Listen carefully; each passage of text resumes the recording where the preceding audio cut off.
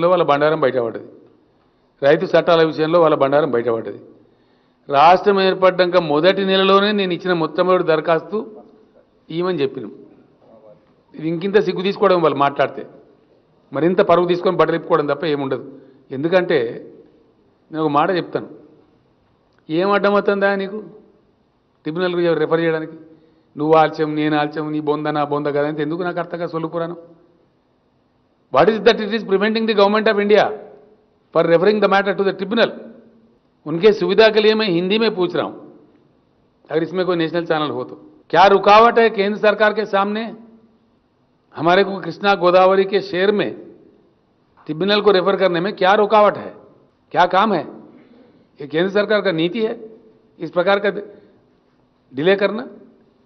और पिल्टा ऊपर से इनके ऊपर इल्जाम लगाओ, उनके ऊपर इल्जाम लगाओ। कब तक लगाओगे इल्जाम? कहां तक लगाओगे? ये क्या अच्छी बात है? అంటే మీరు ఒక మాట చెప్పారు బ్రదర్, కేంద్ర ప్రభుత్వం రెఫర్ చేస్తా అంటే కేసీఆర్ వద్దనడా? ఇదేం దిక్కుమాలిన ప్రచారమే? నేను అనేది ఇదేం దిక్కుమాలిన ప్రచారం నాకు అర్థం కాదు. కేంద్ర ప్రభుత్వం మీరు రిఫర్ చేస్తామంటే వద్దన్న కుక్కల కొడుకేవాడు ఎవడన్నా వద్దంటాడా ఈ దేశంలో?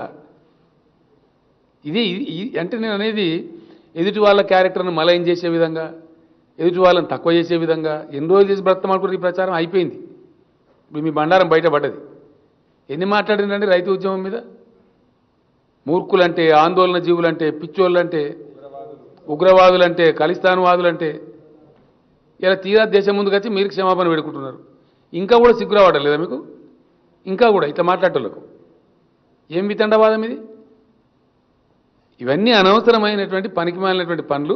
మీరు చేయాల్సినటువంటిది కేంద్ర ప్రభుత్వంగా మీకు బాధ్యత ఉంది కాబట్టి మంచి మాటతో చేయండి.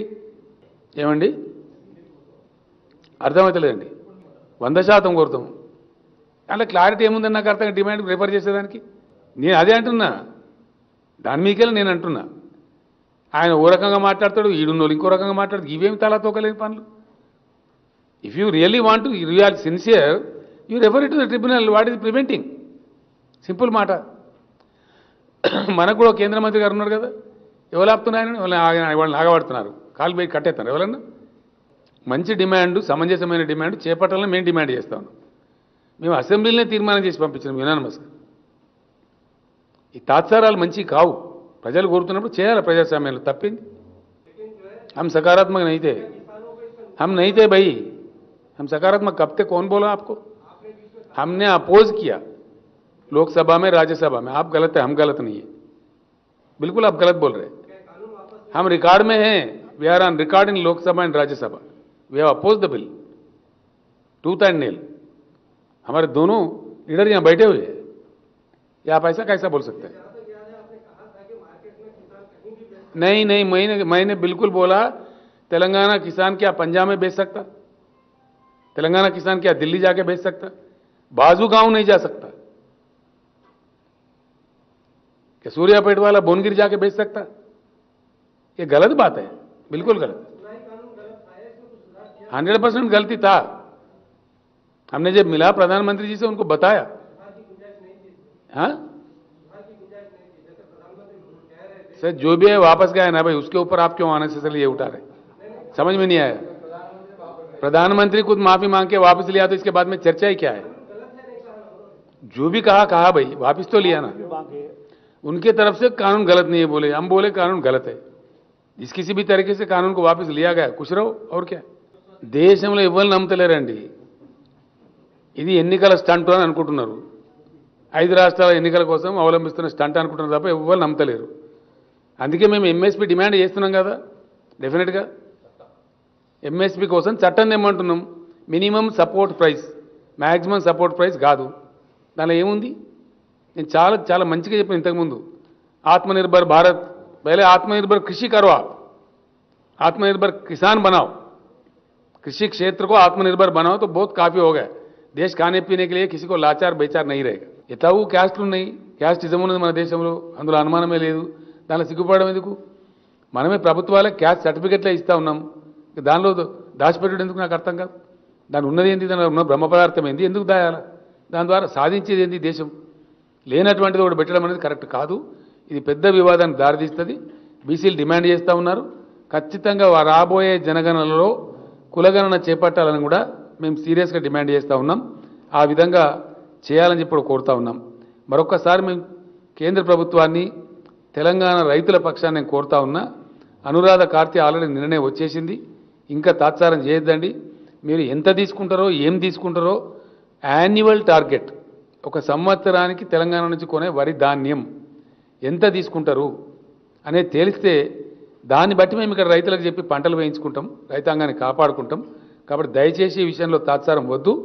రేపు ఫైనల్గా చీఫ్ సెక్రటరీ నాయకత్వంలో అధికారుల బృందం, మంత్రుల నాయకత్వంలో వ్యవసాయ శాఖ మంత్రి నిరంజన్ రెడ్డి గారు, పౌర సరఫరాల శాఖ మంత్రి గంగుల కమలాకర్ గారు, ఇంకా కొందరు మినిస్టర్లు కూడా కలిసి మంత్రుల డెలిగేషన్, అదేవిధంగా అధికారుల డెలిగేషన్ అడుగుతాం. నేను కూడా ఢిల్లీలోనే ఉంటాను 1-2 days. ఆ సందర్భంలో జలశక్తి మంత్రి గారిని కలవటం, వీలైతే ప్రధానమంత్రి గారిని కూడా కలవడం, ఈ డిమాండ్లు పెట్టడం, ఇవన్నీ కూడా చేస్తాం. దీని మీద ఈ రకంగా చేయాలని చెప్పి మేము డిమాండ్ చేస్తూ ఉన్నాం. స్థానిక బీజేపీ నాయకులు కూడా ఇంకా పిచ్చి పిచ్చి మాటలు, ఇంకా పిచ్చి పిచ్చి వ్యవహారాలు మాట్లాడకుండా మీ బండారం బయటపడ్డది. ఇప్పటికే మీ కథ ఏందో తెలిసిపోయింది. జనానికి పూర్తిగా అర్థమైంది అసలు జరుగుతున్నది ఏంది, మీరు చేస్తున్న అసత్య ప్రచారాలు ఏంది. మీరు చేసినటువంటి తప్పుకు మాది పొరపాటు అయింది, క్షమించమని చెప్పి ప్రజల ముందు మీరు చెంపలేసుకొని ప్రజలకు క్షమాపణ చెప్పాలి, తెలంగాణ రైతులకు కూడా క్షమాపణ చెప్పాలి. మేము డిమాండ్ చేస్తున్నాం. ఇంకా అడ్డగోలుగా మాట్లాడతాం, అరాకిరి మాట్లాడతామంటే జరగదు, జరిగే పని కాదు. కాబట్టి అనవసరమైన బేసిజాలకు పోకుండా వాస్తవాలు ప్రజలకు చెప్పాలి. మీరు చెప్పినటువంటి తప్పుడు మాటలకు, మీరు చెప్పిన తప్పుడు ప్రయత్నాలకు కూడా మీరు క్షమాపణ వేడుకోవాలని చెప్పి కూడా మేము డిమాండ్ చేస్తూ ఉన్నాం. ఇదే సందర్భంలో తెలంగాణ రైతులకు నేను మనవి చేస్తూ ఉన్నా, ధాన్యం తెచ్చే క్రమంలో తొందర పడకండి. తప్పకుండా చివరి గింజ వరకు ధాన్యాన్ని ప్రభుత్వం కొంటది. ఈ వర్షాకాలం ధాన్యం ఇప్పుడు వచ్చే ధాన్యం ఏదైతుందో కల్లాలకు వచ్చేది 6,600 పైచీలకు కేంద్రాలు ఆల్రెడీ ఓపెన్ అయినాయి. అవసరమైతే ఇంకా కొన్ని కూడా ఓపెన్ చేస్తాం. దాంట్లో అసలు ఇబ్బందే లేదు. జాగ్రత్తగా తెచ్చుకోండి ధాన్యాన్ని. కొయ్యని వాళ్ళు తొందరపడకండి. ఇంకొక 3-4 రోజులు వర్షం ఉంటుందని చెప్తున్నారు. కోసి అనవసరంగా పెడితే తడిసిపోయి రంగు మారిపోయి దెబ్బతినే ప్రమాదం ఉంటుంది. కోతలు కాని వాళ్ళు కొయ్యబోకండి, 2 రోజులు కొయ్యండి. కోతలు అయిన వాళ్ళేమో జాగ్రత్తగా తీసుకొని రండి. ఆ విధంగా ఇబ్బంది పడే అవసరం లేదు. కొద్దిమంది రాజకీయ బేహారులు, వాళ్ళకి ఎక్కడేం పని లేదు, తల లేదు, తోక లేదు, బాధ్యత లేని వాళ్ళు వచ్చి అడగోలుగా పిచ్చి పిచ్చిగా మాట్లాడుతూ ఉన్నారు. వాళ్ళని అక్కడ రైతులను నిలదీస్తూ ఉన్నారు. కాబట్టి మీరు ఈ చిల్లరగాలు చేసేటువంటి వాటికి గురి కాకుండా నిదానంగా జాగ్రత్తగా మీ ధాన్యాన్ని తెచ్చుకోండి. పదాలు తెలియని పెదవులకు అమృత వాక్యం అమ్మ. సంతానలేమి సమస్యతో బాధపడుతున్న ప్రతి స్త్రీమూర్తి బాధను మేము అర్థం చేసుకోగలం. Fertinine world best embryology lab మరియు జిల్ట్రిక్స్ అలారం సిస్టాన్ని మొట్టమొదటిసారిగా ఏపీ మరియు తెలంగాణలో ఈ నెల 9న ప్రముఖ సినీ నటి స్నేహ, స్పెయిన్ దేశానికి చెందిన international senior embryologist Javier Herrera గారు ప్రారంభించారు. ఈ శుభతరుణంలో రక్త పరీక్షలు, AMH test, RBS, semen analysis, ultrasound scan, follicle scan ఈ నెల 31 వరకు ఉచితంగా అందిస్తుంది. 49 అంటే సంతానం, 49 అంటే సంతోషం.